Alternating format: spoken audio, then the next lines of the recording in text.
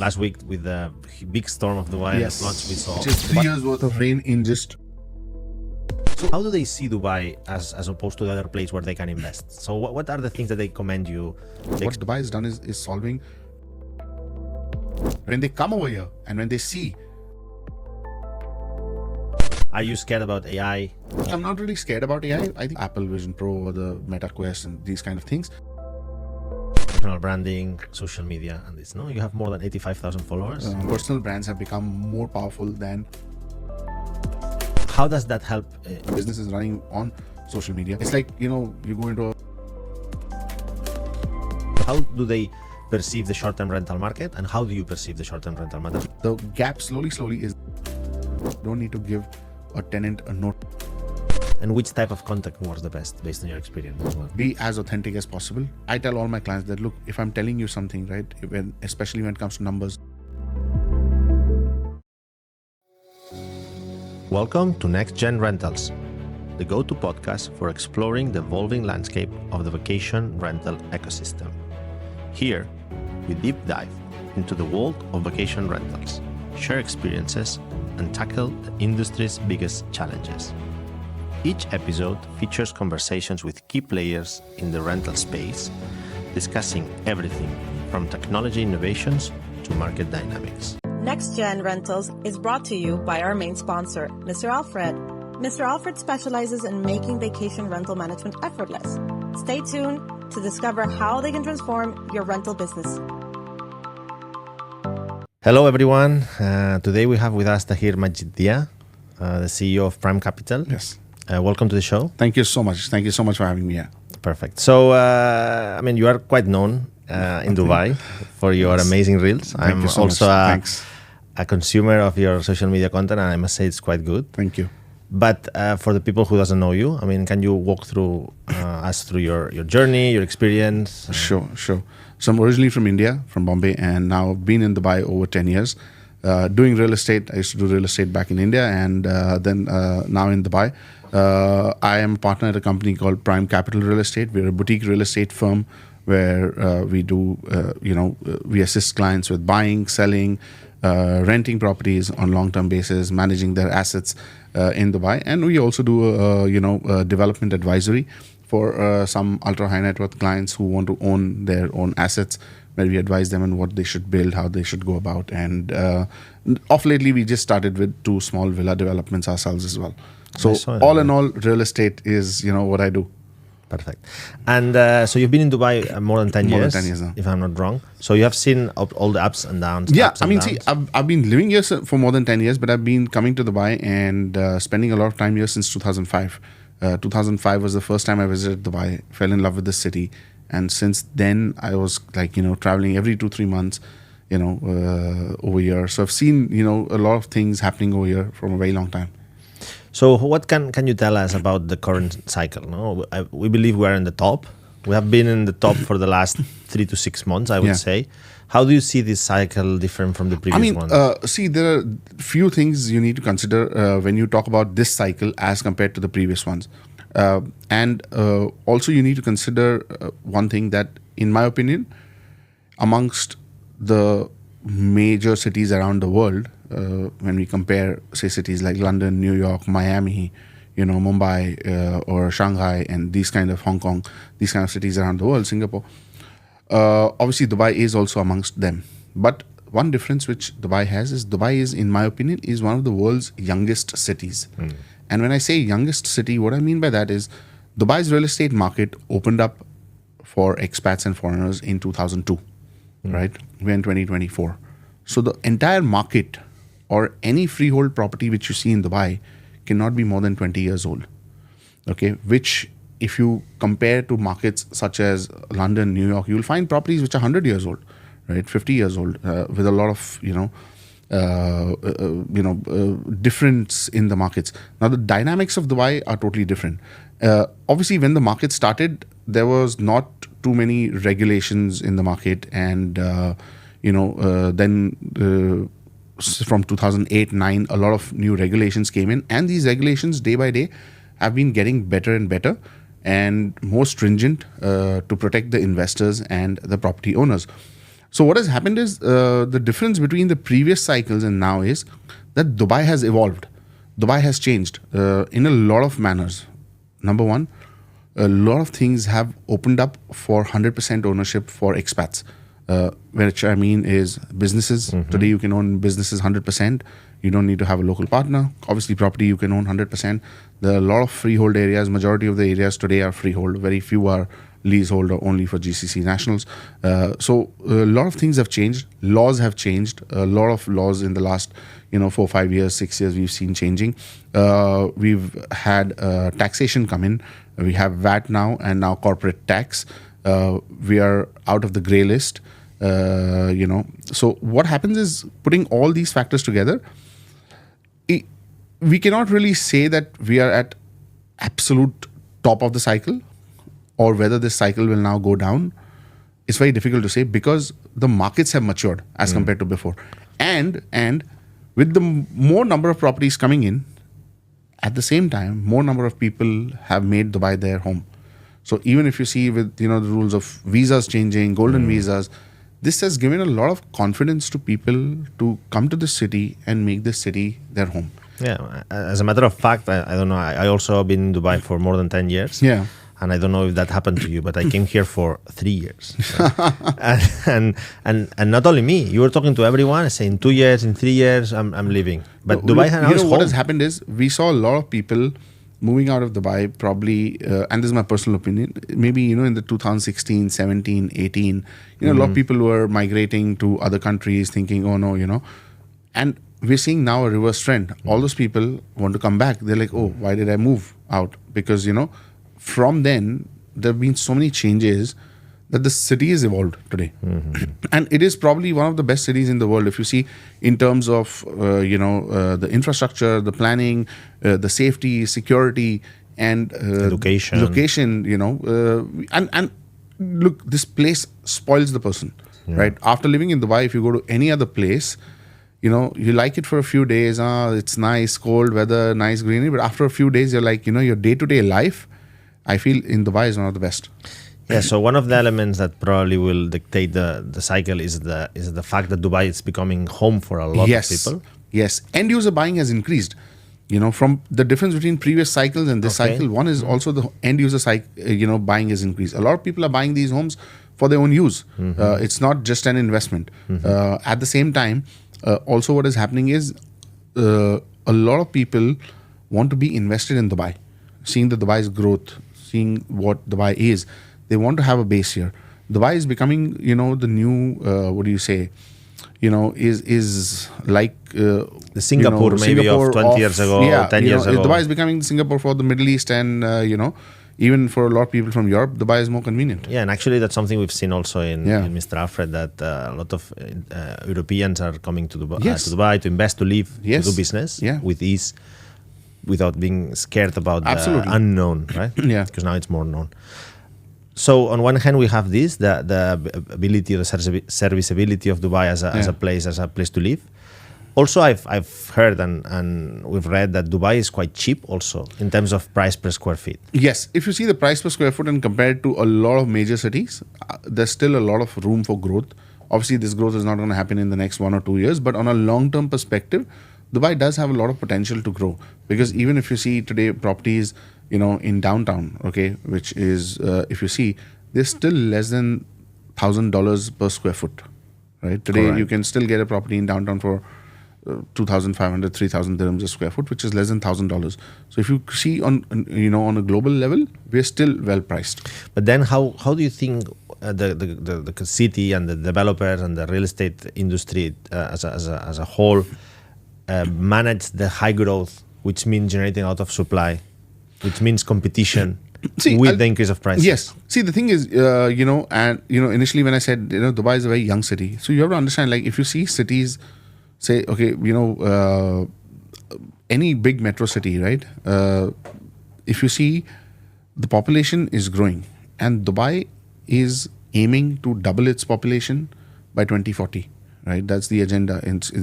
The vision of His Highness Sheikh Mohammed bin Rashid Al Maktoum, the ruler of Dubai, that the population has to double, and that's what Dubai's vision for 2040 is. And I tell this to a lot of people that you need to understand what the plan of Dubai is. they want more people to come in. So, when you see these rules being made, like, golden visa and all these things, that's to attract more people to come here. Now, if more people make this city their home, you obviously would need more houses. And all the development which you see, like all the projects which are, for example, getting handed over now, are all projects which were actually, started in 2018, 2019, 2020, and they're getting handed over today. So when we see so many launches, so many new properties coming in, they're not necessarily coming in and getting ready now.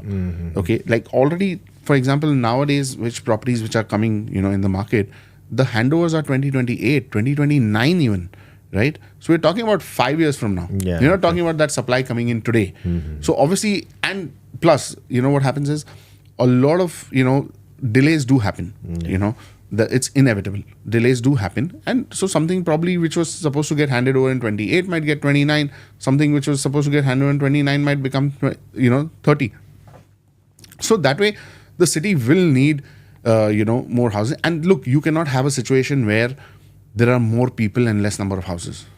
Yeah. You need, housing is something which you need to prepare in advance. Like even if you see any global events, when a city gets awarded in Olympics or some other major event, they start preparing 5 years in advance for that to happen. So if you target that more people should come and make this city their home, you need to start building from now. It's a 5 years plan. Yeah, it's a 5-year plan. And in between, yes, there'll be cycles where, the prices will go down, will go up, because, obviously you cannot have demand and supply at a equal balance always. There's always a difference, right? Yeah. Right now, the demand is very high. Slowly, the supply might go up, demand might go down. But then again, the demand will come in, supply. So it's a cycle which is okay.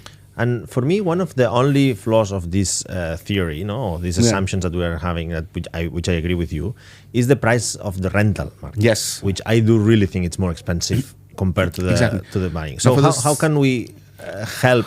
Because it's not that affordable now to rent. See, it's very simple. If more houses get delivered, the rentals will come down. And slowly, in my opinion, I think that is happening now not in all locations, but in certain newer locations. So obviously now, when we talk about rentals, as market evolves, something like, say, an area like a downtown or Dubai Marina, where everything is now practically built, there obviously you are not going to see more new supply coming in. But if you go into, communities which are further out, like Town Square or villa communities, Arjan, JVC, there will be more apartments coming in over there over a period of time, more townhouses, more villas, and that will slowly, take care of the rentals.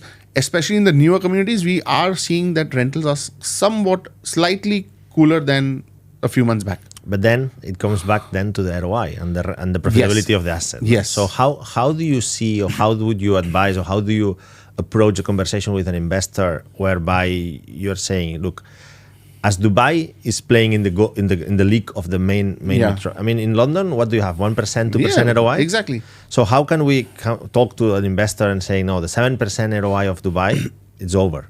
See, I'll tell you, I tell investors one thing, that you need to look at a 5 to 10 year horizon. Don't look at what you're making in this particular year or the next year. You need to look at a investment from a point of 5 to 10 years. And what you need to look at is two things. One is your ROI and is the appreciation. So if you're entering into a property today, okay, if you're buying it, just giving an example, say for 1 million dirhams, you're buying a property today, you rent it for 8 or 10 years, and say you made an average of 6% or 7% ROI on an average. So you've made 700,000 as, 700,000 as your rental return. And if that property after 10 years sells for, say, 1.5 million or 2 million, whatever the value is after 10 years, you need to see that what you made in that 10 years on that investment of 1 million dirhams. So you need to calculate both the factors. One is your ROI, and secondly, you don't have any personal income tax. So whatever an investor makes over here is tax free. So it's not that he has to pay any tax on it. So it's net return to them. And over a period of time, you are not going to be making always 8%, 9%, 10%. No. On a long-term basis, you need to consider, you have to be happy with 5, 6% or 7% rental. If you get 5, 6% rental on a property in a good location, you should be happy with it. Yes, if you get more, it's a bonus. In Europe, you get 3%. Yes, exactly. So you need to think that, if that way, we are much better off. And also what happens for a lot of people, understand that when they invest in Dubai, because our currency is pegged to the dollar, you're not really, you don't have the risk of currency fluctuation. So that's also, very important. But then you have the mortgages that are quite expensive. Yeah, mortgages. But still mortgages are, as of now, today, yes, covering correct. Your rents are, paying off the mortgage. Yes, so, that's true. That's true. I think that's still okay. That's still okay. I Yeah. agree. And then there is another element that in the recent last week with the big storm of Dubai and the floods we saw is also the quality of the construction. Yes, that's you mentioned at the beginning. Cities like London, European cities, American cities, property lasts 50, 100 years, 150, 200 years. Yes. So how can we also, as an industry, make sure that the quality of the construction and the quality is, and you being now advising developers as well? I'll tell you, there are two things, right? One thing is, like today, for example, when you go to Europe, most of the places don't have ACs, right? Now, if the temperature becomes 50 degrees, what will happen, right? Everyone will have AC. People will, they'll be, they'll be suffering because there's no AC. Why? Because you are not prepared for that. Same way with rains. Dubai is not a place where it used to rain. No. Right? And this storm was one of the worst in 75 years. We received, on an average in a year, the UAE receives around 70 or 80 mm of rain, and we received 255 mm in 12 hours. Right? Crazy. Which is 3 years worth of rain in just 12 hours. Now, so it's like a natural, event, so it's not something which someone can do about. Yes, obviously developers will have to now start thinking more from the aspect that, okay, what if it rains? Because look, natively, when properties are being built over here, we're not really concerned about factors such as rain. No, okay, never. But for example, you will never find a single property in Dubai I've never seen which is not air conditioned, right?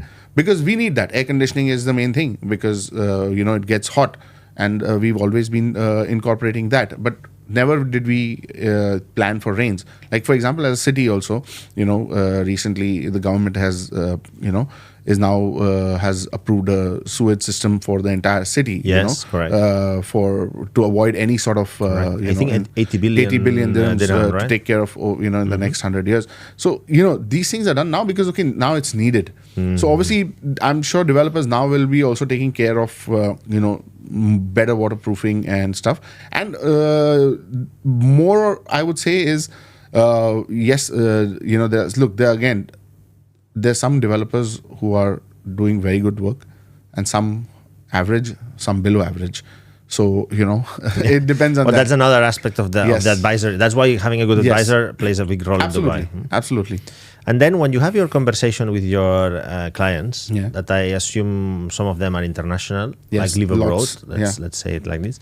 How do they see Dubai as opposed to the other place where they can invest? So what are the things that they commend you, they explain you, they share with you? How do they see Dubai? One, they're very happy with the way things happen over here. Everything is very digital, less hassle. It's not difficult. Things are easy, right? Now, for example, now you want to go and buy a property. It's not a very difficult process. No. It's a very easy process. You want to rent it out. It's very simple process. So the processes are very simple. Secondly, there are no, the government interference in your work is very less as compared to a lot of other places. Especially in Europe. Yeah, whether it is in Europe, whether it is in India, everything is like you have to tell why. So people really, appreciate that. Okay, yes, it's my money. I'm doing something with it. I don't need to answer someone. So that is one thing. Obviously, ROI is much higher. So that is something they're quite excited about. And as a place, they really like this place because, people can come and enjoy this place. Right now, I personally feel, in the last few years, what Dubai has done is, like for any business, they say that if you solve a problem, you've done it. You are successful. And what Dubai has done is solving rich people's problem, right? Today, whether you go to London, you go to New York, any other place, you want to, wear a nice watch and roam around, you cannot. You want to, go to fancy places. Yes, there are places and amazing places, but safety, security is becoming a big concern, right? Same way, safety of not just, personal safety of your money, for a lot of people is also becoming a concern that, so that's also a thing. So, and also legal and Yes. regulatory safety. Exactly. Here you know that there is a clear vision, Exactly. consistent, So doesn't it change. doesn't change, and so that's why people are more looking Like at to Dubai, invest, as a place. And what are the two questions that people have that you need to put more focus on that are not that positive? So one, obviously, people are always concerned about, there's still so much being built, right? And now I tell people, look, it's being built since the last 20 years. Look at people who bought 20 years back, right? Are they in a loss or are they in a profit, right? Forget the cycles. Up and down happens with every business or every, even if you invest in stocks, there could be highs and lows, right? But eventually, if you hold on and you wait till it goes up, you will benefit. So one is obviously demand and supply. A lot of people, because what happens is when you come, especially from Europe or other places, you don't see so much being built. No, it's right? crazy. You barely see anything being built, right? So you really get overwhelmed at what is happening. So that is one concern which they have. And second thing, they obviously, they want to know more about the rules, regulations, because again, there's a lot of misinformation Correct. about Dubai for people who've not visited Dubai. Yeah, I agree. Even today, and especially we see this in, people coming from the US, right? They have a totally different perception of Dubai. But when they come over here and when they see, they're blown away that, this is not what I thought. Good. So now let's focus a little bit on your journey. Sure. Because you are doing buying, selling, renting. Yes. But you started recently, if I'm not wrong, Yes. advising and in development. Yes. So why this journey? And what's the difference between brokerage and development? Look, see, the thing is, the two reasons. One, it's passion, right? That I love, every time I walk into a property, I see a property, the first thing I start looking, okay, how they made it, what's the design, what's the quality, and, selling so many homes, you obviously know what works, what doesn't work. So that's the thing. Second thing, the reason for development is, look, what happens is, when I'm providing a service, brokerage and advisory is providing service, right? So I can add certain value. Okay, there's a limit to what I can, add value to. But when you develop, right, it's like you take a piece of land and you develop on it. You add a lot of value to it, and the value changes, right? And value creation is something where I feel, if you're in a business, you really need to focus on value creation. There can be, two pieces of land next to each other, and their prices for the built product could be totally different depending on what's built there, right? I'll give you an example in Business Bay. We have the Dorchester Residences by Omniath, right? Right next to it, there's another building, okay, which is an old building.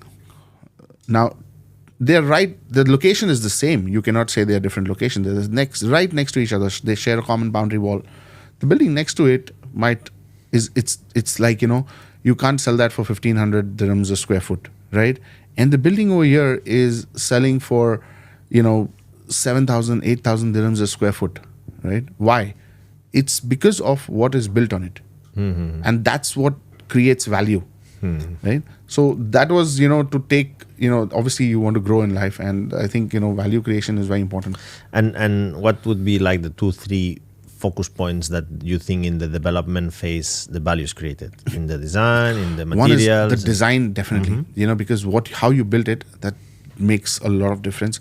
The design makes a very big impact.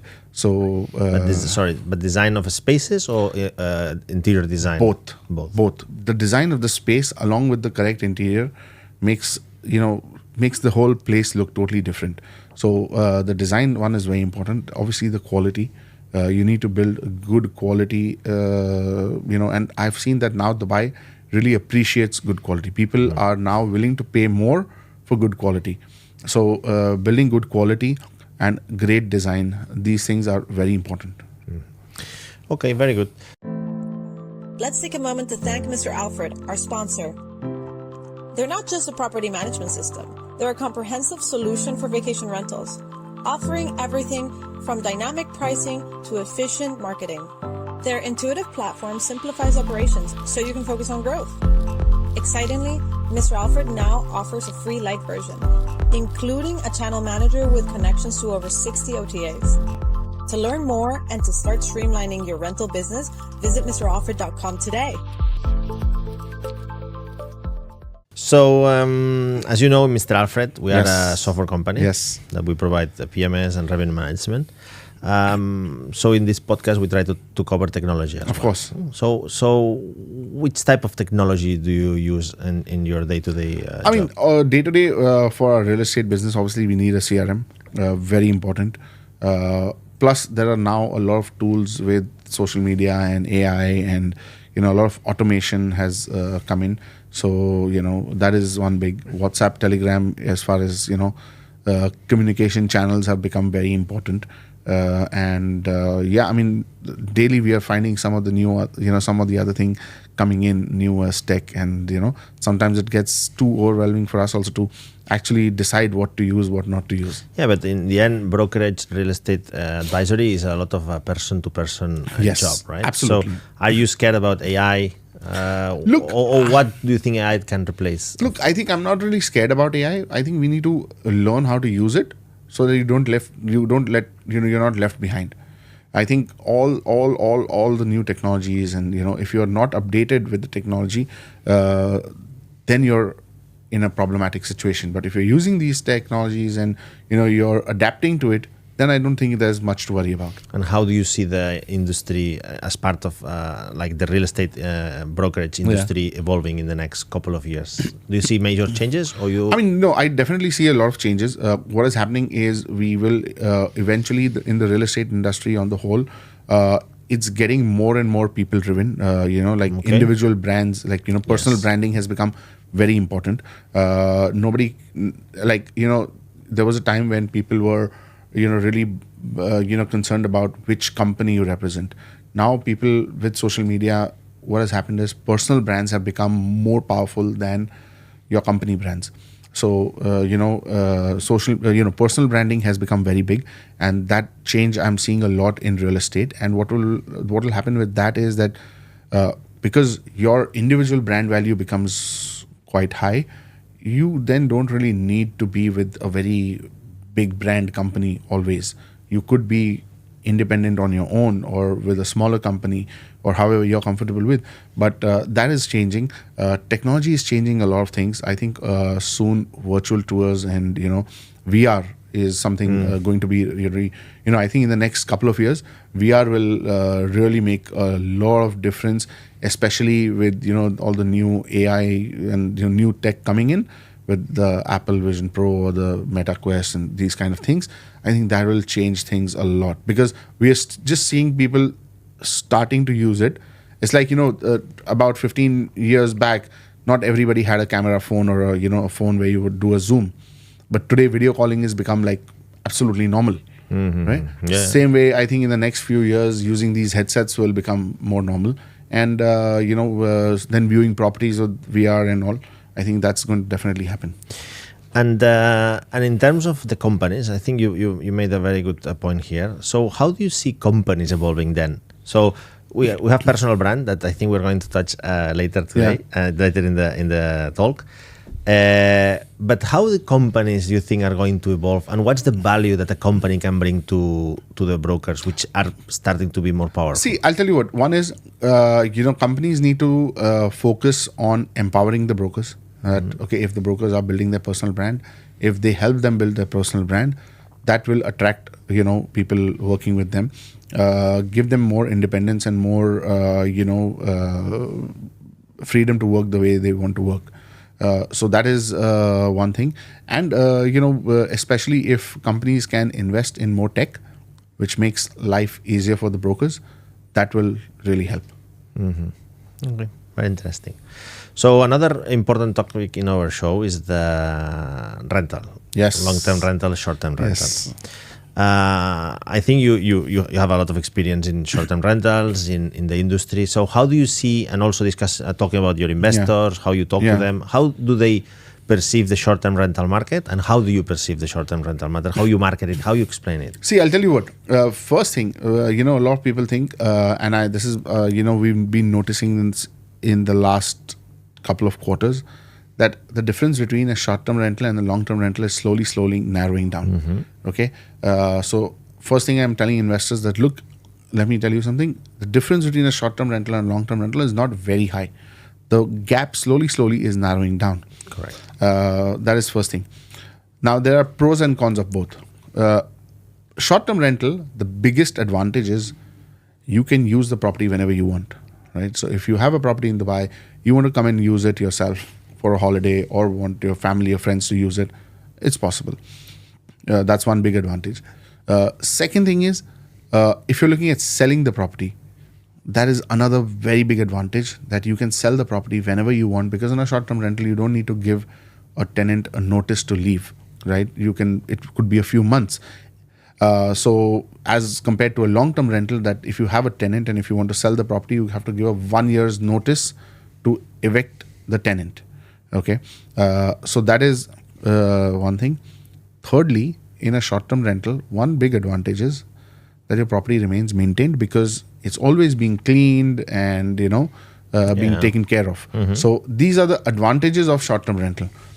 Now versus that, obviously long-term rental gives you more stability in terms of rental. So at the start of the year how much rent you're going to receive, so you can plan accordingly, and you're getting 1, 2, 3, 4 checks. So that's the thing.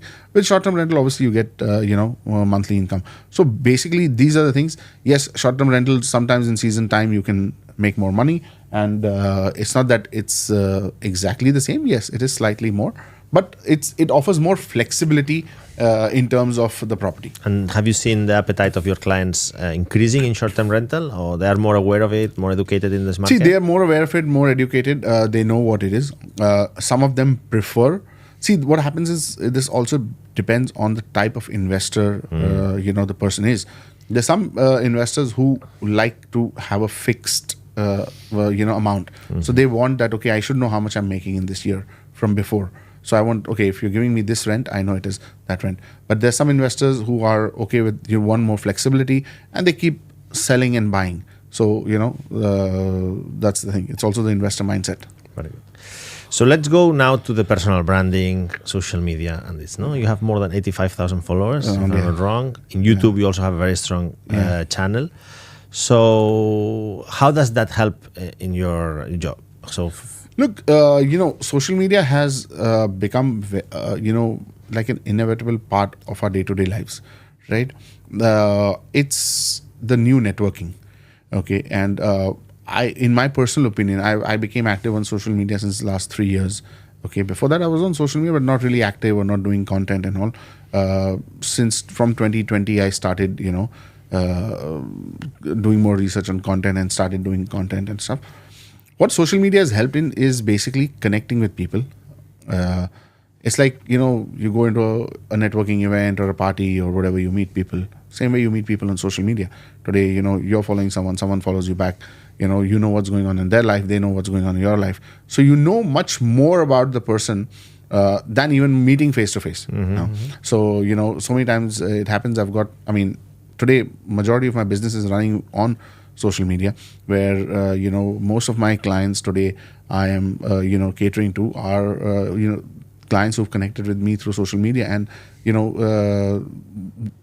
what I feel that it gives them more confidence, more trust on someone, because they see me every day on their phone screens. They know what I'm doing, so that gives them more it gives you more credibility. But from a user, so from a client perspective, also, which advice would you give a client to differentiate what's a genuine? Look, what happens, this one thing is that the one big downside of social media is there's a lot of fake stuff on it. Okay.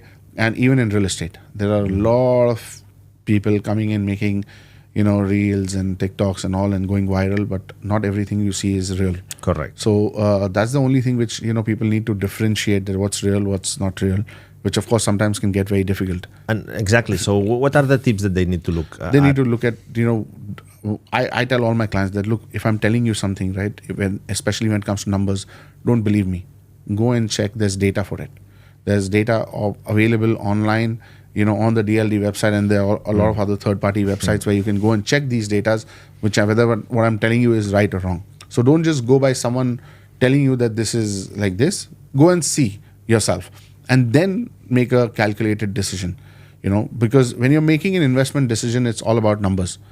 Okay, when you're buying something for your personal use, it's about choice. If you like something, you might pay whatever you want. Emotional. It's emotional. But when you're investing, it's all about numbers. Correct. Numbers need to work, and check the numbers.